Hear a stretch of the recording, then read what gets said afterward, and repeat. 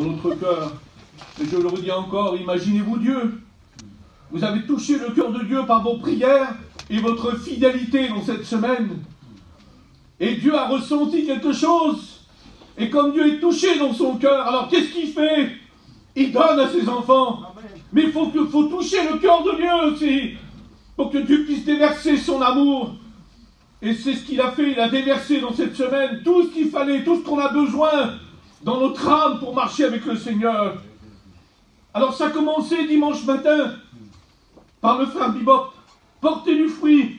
Ensuite, par le jeûne et prière, par le frère Makouka, porter du fruit. Ensuite, lundi, Stival, l'huile de l'onction. Mardi, Starkey, l'action du Saint-Esprit. Mercredi, Penalty, l'huile de l'onction. Jeudi, Grégory, faire confiance à Dieu.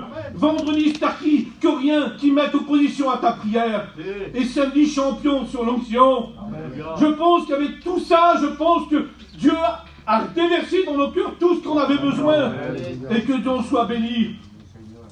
Alors je voudrais remercier tous mes frères serviteurs de Dieu qui ont apporté leur concours, qui ont été avec nous et qui ont mis tout leur cœur pour apporter la parole de Dieu. Parce qu'on avait besoin de vous, mes frères.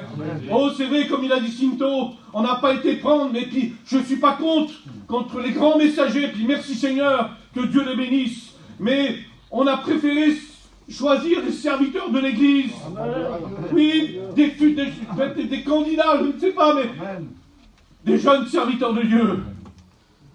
Et vous avez vu ce qu'il a fait, le Seigneur, avec les serviteurs d'ici, d'Argenteuil. Il en a fait des flammes de feu pour son Église. Et que Dieu soit béni. Alors je tiens à vous remercier, mes frères. Je voulais vous dire que tout ce qui a été fait dans cette semaine, toute cette semence qui a été semée, elle a tombé dans nos cœurs. On est tous venus à l'église avec un cœur fatigué.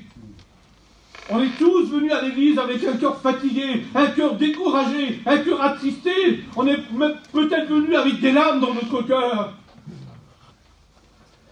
Avec un cœur aride, avec un cœur sec. Et peut-être aussi avec un ministère fatigué aussi. Peut-être qu'il y a des ministères qui sont venus au départ, des ministères fatigués, plus de courage, plus envie de prêcher, et ça arrive ça. Mais à travers les messages qui ont été apportés, la semence, elle a tombé dans nos cœurs, amen. Elle a ranimé quelque chose dans nos cœurs. Et qu'est-ce qu'elle a fait cette semence dans nos cœurs? Elle nous a fait grandir, elle nous a fait avoir un cœur d'adorateur. La semence qu'on attend dans un cœur, elle éclore et elle fait quelque chose parce que c'est quelque chose de vivant. Et c'est ce qu'elle a fait à travers cette semaine. Et Dieu demande quelque chose ce matin. Dieu demande quelque chose. Et il va le dire dans Jean 4 au verset 23. Mais l'heure vient, et elle est déjà venue, où les vrais adorateurs adoreront le Père en esprit et en vérité. Car ce sont là les adorateurs que le Père demande. Amen. Et c'est ce que Dieu demande ce matin. Il veut un cœur d'adorateur. Je ne sais pas si ton cœur, il est adorateur. Mais peut-être qu'au départ de cette semaine, tu n'avais pas ce cœur-là. Mais à travers tous ces jours qui sont passés, à travers la semence qui a tombé dans ton cœur, tu es devenu un cœur d'adorateur. Et que Dieu soit béni. Un cœur pour Dieu. Un cœur pour Dieu. Il est bon d'avoir un cœur pour Dieu. Et on va le voir dans la parole de Dieu, dans la Bible. Il y a des hommes qui avaient des cœurs d'adorateurs. Un cœur pour Dieu. On va commencer par le grand David. David avait un cœur d'adorateur. Un homme selon le cœur de Dieu. Il avait un cœur d'adorateur. L'Éternel s'est cherché un homme selon son cœur. L'Éternel s'est cherché un homme selon son cœur. Et il l'a trouvé. Et il l'a trouvé. Ah ben, je voulais vous dire qu'au départ de cette semaine, l'Éternel a cherché des cœurs d'adorateurs et il en a trouvé ce matin. Et que Dieu soit béni. Le grand Moïse qui a ouvert la mer. C'était pas rien ce Moïse. Il a pris 3,5 millions de personnes et il a dit suivez-moi. Il ne savait même pas où aller. Il fallait que ce peuple soit nourri. Il ne s'est pas inquiété de rien du tout. Il avait un cœur d'adorateur aussi, ce Moïse. Le grand Abraham, le père de la foi. Lui aussi, il avait un cœur d'adorateur. C'était des hommes renommés dans la parole de Dieu. On vous les prêche. Et vous les connaissez, ces hommes-là. Mais je voulais vous dire qu'il n'y a pas que ces hommes qui avaient un cœur d'adorateur pour Dieu. Et il n'y avait pas que ces hommes qui avaient un cœur pour Dieu. Il y a des petits chrétiens aussi. Il y a des petites chrétiennes aussi qui en ont un cœur comme ça. Il n'y a pas que ces grands hommes comme ça dans la Bible. Et on va le voir à travers une histoire dans la parole de Dieu. Naaman, chef de l'armée du roi de Syrie, vous connaissez cette histoire, avait pris une petite fille en captivité au pays d'Israël pour la mettre au service de sa femme, de Naaman. Il était sorti avec son armée. Il avait pris une petite fille et il l'avait ramenée chez lui pour la mettre au service de sa femme, pour qu'elle fasse le ménage, la vaisselle, je ne sais pas quoi. Dans tous les cas, il l'avait pris de chez elle. Il l'avait enlevé de chez elle. Et hier, je m'imaginais dans la position quelle était cette petite. Déjà, elle n'avait pas de nom. Elle n'était pas citée. On ne la connaissait pas, on ne pouvait pas l'appeler par un nom, on ne sait pas comment elle s'appelle. Mais elle a été enlevée de ses parents. Plus de parents, elle a été enlevée de sa famille. Séparée de toute chose, toute sa famille, elle s'est retrouvée tout seule. Et comme elle va être dans ce foyer-là, elle va voir quelque chose. Elle va voir un homme malade devant elle. Elle va voir un homme qui est malade et qui n'a pas de solution. Et pourtant, il a fait du mal à cet enfant, à cette petite. Et vous savez, elle va voir quelque chose. Et puis je pensais, moi Seigneur, on voit beaucoup de choses aussi, nous. Hein. On voit beaucoup de choses devant nous. Et on n'a pas de réaction. On ne réagit pas devant des choses, des besoins qui sont devant nous. Et je demande pardon à Dieu si j'ai regardé quelque chose et que le besoin était devant moi et que je n'ai pas réagi. Mais elle va réagir. Elle va réagir. Elle va prendre une décision. La décision, vous savez ce qu'elle va prendre la décision? Elle va prendre la décision de l'aider. Elle va l'aider malgré sa position. Elle ne veut pas rendre le mal par le mal. Non. Elle ne veut pas rendre le mal par le mal. Elle veut faire du bien. Parce qu'elle aussi, elle a un cœur d'adorateur. Elle a un cœur pour Dieu. Elle a un cœur qui est rempli d'amour. Alors elle va lui donner une solution à lui. Un homme qui est malade. Un homme qui ne sait pas, il ne sait pas où aller. Elle va lui dire, oh, si mon Seigneur était auprès du prophète qui est à Samarie, le prophète me guérirait de sa lèpre. Si elle aurait voulu, elle n'aurait pas dit ça. Si elle aurait voulu, elle n'aurait pas dit ça. Mais vous savez, je pensais, elle s'est souvenue l'enseignement de ses parents. Tu inculqueras tes enfants et plus tard, ils s'en souviendront. Amen. Elle a été élevée dans un foyer de chrétiens et de chrétiennes et les parents leur ont inculqué la parole. Et c'est pour ça qu'elle a réagi comme ça avec Naaman. Elle lui a donné la solution. Va là-bas, je connais quelqu'un, moi, je connais un homme de Dieu qui va te guérir. Gloire à Dieu. Elle n'a pas rendu le mal par le mal, non. Elle a dégagé l'amour que Dieu avait déversé dans son cœur. Et que Dieu en soit béni. Alors c'était une petite chrétienne, elle. Elle avait un cœur aussi d'adorateur. Elle avait un cœur pour Dieu aussi. Et il y a aussi ce jeune homme. Vous connaissez cette histoire, Seigneur. Ce jeune petit garçon qui avait 5 pains d'orge et 2 poissons. Il est venu, il était là, lui, il était là, il avait ça dans les mains. Il avait que ça dans les mains. Il avait que ça. Et lui aussi, il avait un cœur. Lui aussi, il avait un cœur pour Dieu. Parce qu'ils sont venus. Et qu'est-ce qu'il a fait? Lui, il aurait pu les garder. Il aurait pu les donner à ses parents. Il aurait pu les donner à sa famille, non? Il les a donnés pour Dieu. Ce qu'il avait dans ses mains, il l'a donné. Mais imaginez-vous ce qu'il a donné, le peu qu'il a donné, là. Qu'est-ce que Dieu a fait avec? Et bien des fois, Seigneur, il ne nous reste pas grand-chose. Et on ne veut pas le donner, nous. On ne veut pas donner le reste qu'on a à Dieu. Parce qu'on a peur, on a la crainte. Mais on a un Dieu qui pourvoit au lendemain, nous. On a un Dieu qui pourvoit aux oiseaux du ciel. Alors ne vous inquiétez de rien du tout. Mais lui, il ne s'est pas inquiété. Il l'a donné. Et Dieu a nourri 5000 hommes sans les femmes et les enfants. Tout le monde a été nourri. Ce que vous avez donné dans cette semaine, Dieu peut faire beaucoup avec ce matin. Vous êtes fait venir avec peut-être pas grand-chose au début de la semaine. Mais ce matin, avec le peu que vous avez eu dans cette semaine, Dieu va multiplier. Et que Dieu soit béni. Mais bien des fois, vous savez, bien des fois, on ne peut rien donner. Parce qu'on n'a rien. Pourquoi alors? Parce que ce cœur d'adorateur, ce cœur pour Dieu devient une terre aride, sans eau. La sécheresse est là et elle s'installe, la sécheresse. Et on l'a vu que la sécheresse, elle s'est installée parmi nos chrétiens, nos chrétiennes. On l'a vu ça. Il n'est plus alimenté, ce cœur. Et on va le voir ensemble à travers l'histoire d'Élie dans la Bible. Et on va lire ensemble 1 Roi 17. Élie va prophétiser. Il va prédire une famine de 3 ans sur le pays. Il va prédire une famine de 3 ans. Élie dit à Akab, Éternel et vivant, le Dieu d'Israël dont je suis le serviteur, il n'y aura cette année-ci ni rosée, ni pluie, sinon à ma parole. Il prophétise que cette année-ci, dans ces années-là, il n'y aura plus ni rosée, ni pluie, sinon à ma parole. La pluie va s'arrêter, il n'y aura plus rien, ça sera la sécheresse. Alors pourquoi là? Pourquoi? Parce que je vais vous dire pourquoi. Parce que Akab et Jézabel ont conduit Israël vers d'autres dieux étrangers. Ils ont abandonné l'Éternel. Ils ont désobéi à Dieu. Voilà pourquoi que la sécheresse elle est venue.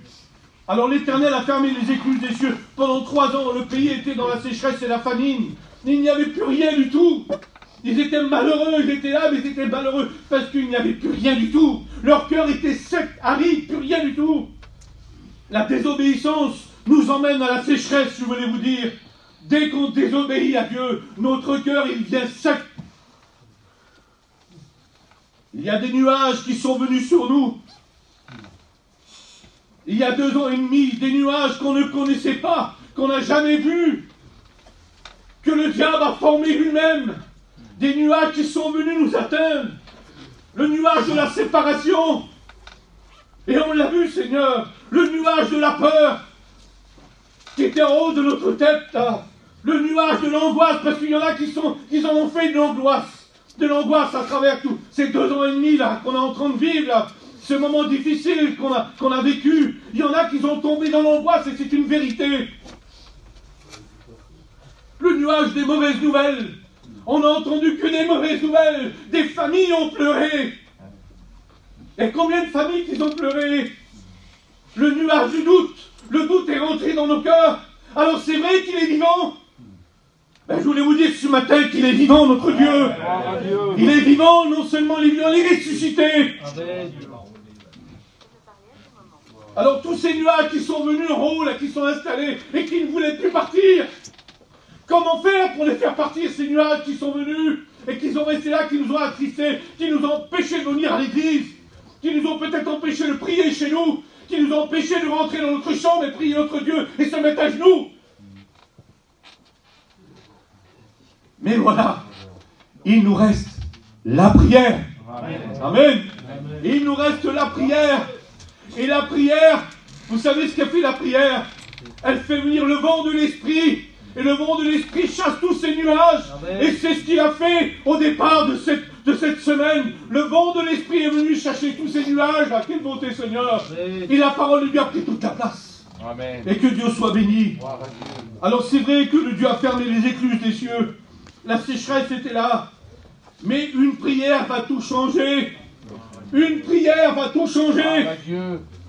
Et dans cette semaine, une prière a tout changé dans ton cœur.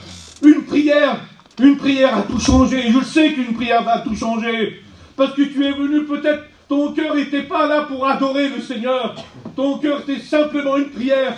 Mais ton cœur est devenu un cœur d'adorateur. Amen. Et que Dieu soit béni.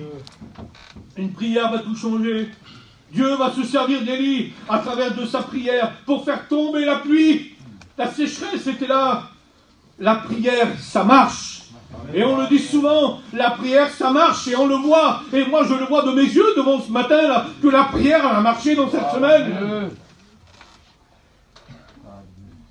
La prière, ça marche. Tous vos prières, ils ont monté jusqu'aux cieux. Peut-être que des fois tu te diras, ben moi, ma prière, elle est petite. Je ne sais pas, j'arrive pas à lever ma voix. Oui, mais dans ton cœur, Dieu l'écoute. Dieu l'écoute, et souvent, Sinto, il dit souvent, ça, il me fait lire dans la parole du Seigneur, et puis j'ai envie de le lire. Apocalypse 5, verset 8.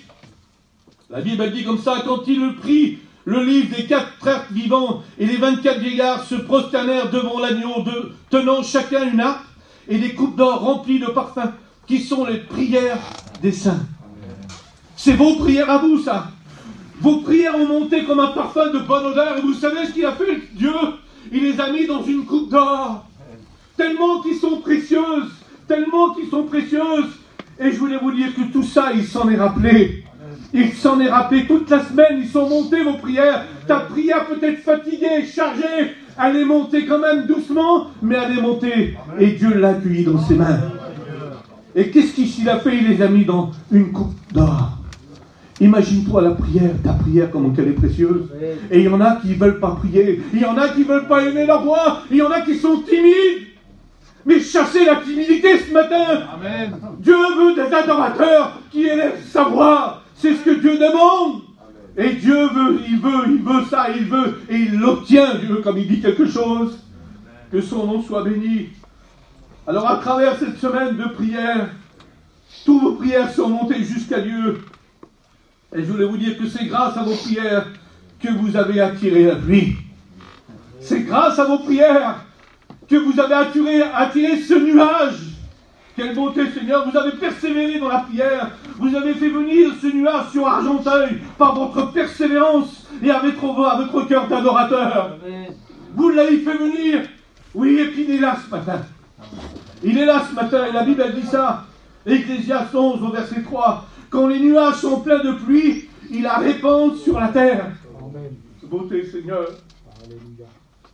Je voulais vous dire que les nuages se forment avec les vapeurs de la mer et des lacs, et vous le savez. Ce matin, je voulais vous dire qu'un chrétien, il forme son nuage avec ses prières. Ses prières montent, et ils se mettent dans ce nuage.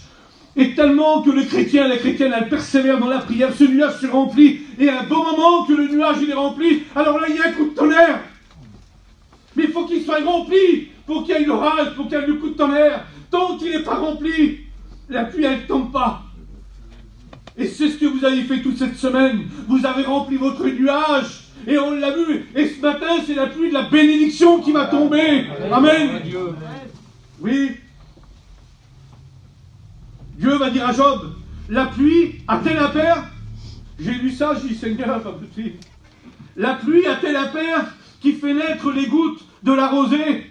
Je voulais vous dire, oui, la pluie elle a un père, c'est Dieu. Amen.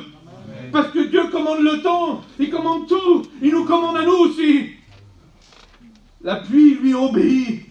Je voulais vous dire que la rosée, elle a commencé dimanche dernier au culte. La rosée, elle a commencé à tomber, on l'a ressenti.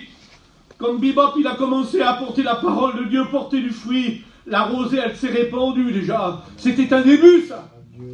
Mais il vaut mieux la fin d'une chose. Et la fin, c'est aujourd'hui. Amen. Alors, dans cette histoire, 1 Roi 18, au verset 41, on va voir quelque chose. Élie dit à Akab, monte sur la montagne, car il se fait un bruit qui annonce la pluie. Et je voulais vous dire que les messages ont fait du bruit dans cette semaine. Amen. Les messages de la parole de Dieu ont fait du bruit dans cette semaine et on l'a entendu. Tellement qu'on l'a entendu, ils sont tombés dans nos cœurs. Amen. La Bible dit que Élie, il monta au sommet du Carmel et il va se mettre à genoux, il va commencer à prier, lui. Il va commencer à persévérer parce qu'il voit ce pays qui est en sécheresse. Et ce pays a besoin de la pluie, de la bénédiction. Alors il va monter en haut du Carmel, dans cette montagne. Il va se mettre à genoux. Il va commencer à intercéder. Il va commencer à prier. Et il va appeler son serviteur. Et il va dire, monte plus haut, toi. Monte plus haut. Et puis regarde du côté de la mer. Regarde du côté de la mer. Et le serviteur, il obéit, lui. Une fois, il dit, monte. Il monte, lui. Il monte, il voit tout l'horizon. Il voit tout l'horizon. Il dit, mais je vois rien. Je vois rien, il dit. T'occupe pas, je suis en train de prier. Remonte une deuxième fois. Le serviteur, il obéit. Il monte. Il scrute l'horizon. Il n'y a rien, il dit encore. Il dit, ne t'inquiète pas. La prière du juste, elle fait mouvoir le bras de Dieu. Je continue à prier. Monte une troisième fois. Il monte. Il dit, mais je vois rien. Je vois rien, tu me fais monter, je vois rien du tout. Il aurait pu se décourager, ce serviteur. Mais il fait monter encore une quatrième fois. Il dit, qu'est-ce que tu vois? Il dit, je vois rien. Élie, je vois rien, tu me fais monter 4 fois, je vois rien du tout. Je te dis, monte et regarde. Regarde, tu vas voir quelque chose. Élie va continuer à prier le Seigneur. Il va dire 5 fois, monte. Monte. Il monte. Élie ne joue rien du tout. Il dit 6 fois, monte. Et la 6e fois, il fait l'effort d'aller ce serviteur. Et il regarde de loin comme ça. Il y avait la mer, un étendue de la mer. Et il regarde comme ça. Il dit, je vois rien. Il dit, je vois rien du tout. Et à la 7e fois. La 7e fois, je voulais vous dire que c'est ce matin. Lundi, mardi, mercredi, jeudi, vendredi, samedi, dimanche. C'est la 7e fois aujourd'hui. C'est la 7e fois. Et à la 7e fois, il dit, je vois quelque chose. Je vois un petit nuage qui s'élève de la mer, gros comme la paume de la main. Il l'a vu. Il l'a vu. Pourquoi il l'a vu? Parce que Élie a persévéré. Amen. Il s'est mis à genoux et il a persévéré dans la prière. Alors ce nuage, il dit, oui, Élie, je le vois maintenant. Je le vois, il ne s'est pas découragé non plus, lui. Parce qu'il a monté 7 fois aussi, lui. Et nous, je voulais vous dire qu'on ne s'est pas découragé dans cette semaine. On ne s'est pas découragé. Parce que le 7e jour, la bénédiction, elle a tombé. Amen. Et la Bible dit que ce nuage, il va venir. Amen. Ce nuage, il va venir, là. Quelle beauté, Seigneur. Amen. Ce nuage, il va venir. Il dit, oui, il vient ce nuage. Et la Bible dit que la pluie, elle va tomber sur le pays. Amen. Quelle beauté, Seigneur. Tu veux que la pluie attende ce matin? Peut-être qu'il y en a, je vous le dis en vérité. Peut-être qu'il y en a qui sont passés à côté de cette semaine. Ah oui, peut-être qu'il y en a qui sont passés à côté de la bénédiction. Mais je voulais te dire que Dieu ne t'a pas oublié. Amen. Dieu ne t'a pas oublié. Parce qu'il t'a réservé une semence encore pour toi, pour ton cœur. Pour que ton cœur puisse devenir un cœur d'adorateur ce matin. Il ne t'a pas oublié, Seigneur. Et moi je le sais qu'il y en a qui sont passés à côté. Parce que le cœur n'était pas préparé. Parce que tous les chrétiens et chrétiennes qui sont venus, avant de venir, ils ont préparé leur cœur. Et c'est ce qu'il faut faire avant de venir à la réunion. Il faut préparer son cœur, il faut se présenter devant Dieu. On ne se présente pas comme ça devant Dieu. Ah oui, avant de venir à la réunion le mardi ou le dimanche, on présente notre cœur. Seigneur, je te présente mon cœur. Je vais à la réunion, tu vas me parler. C'est comme ça un chrétien qu'il agit, comprenez-le. C'est comme ça. Alors c'est vrai que le serviteur qui est monté cette fois, il a persévéré. Mais Élie, il n'a pas baissé les bras, il a persévéré dans la prière. Il aurait pu s'arrêter de prier.